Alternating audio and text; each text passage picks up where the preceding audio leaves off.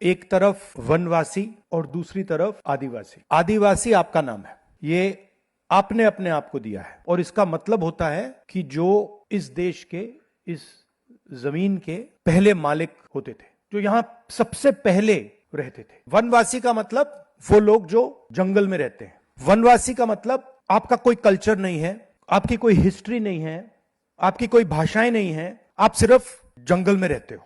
अगर कर्नाटक में जंगल है तो उसमें जो लोग रहते हैं वो वनवासी हैं। अगर जापान में जंगल है तो उसमें जो लोग रहते हैं वो वनवासी हैं। अगर अफ्रीका में जंगल है उसमें जो लोग रहते हैं वो जंगल है। वो आप सब एक जैसे हो जो जंगल में रहते हैं। हमारा कहना दूसरा है। हमारा कहना है कि अगर किसी भी व्यक्ति को, किसी भी देश को आगे बढ़ना है तो उसे सबसे पहले अपने आप को समझना होता है। वो कौन है, वो कहां से आया, उसकी हिस्ट्री क्या है, उसकी जड़ कहां है। बिना जड़ को समझे पेड़ अपने आप को समझ सकता है?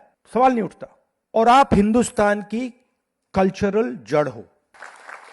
मतलब जड़ का क्या मतलब होता है? जड़ का मतलब है जो सबसे पहले धरती को टच करता है। पेड़ में से जो सबसे पहले धरती को छूता है, जमीन को छूता है, उसे हम जड़ कहते हैं। तो हिंदुस्तान की जड़ क्या है? आदिवासी है। उनका कहना है नहीं, उनका कहना है नहीं नहीं नहीं नहीं नहीं नहीं नहीं, जड़ से कुछ लेना देना नहीं, हम तो सिर्फ पेड़ को जमीन के ऊपर से देखेंगे। और हमारा कहना है नहीं, अगर आप देश को समझना चाहते हो, देश की प्रगति चाहते हो, आपको जड़ समझनी होगी। तो हमारे लिए विक्रांत ने कहा कि आपको इंजीनियर बनना है, आपको डॉक्टर बनना है, आपको लॉयर बनना है, ये सब चीजें ठीक है, मगर मेरे लिए आपकी जो हिस्ट्री है, जो जड़ की हिस्ट्री है, हजारों साल पहले यहां क्या हो रहा था, वो आपके पास है। मतलब वो मेरे लिए नेशनल ट्रेजर है। वो सबसे जरूरी चीज है। कल्चरल ट्रेजर है, हिस्टोरिकल ट्रेजर है, नेशनल ट्रेजर है।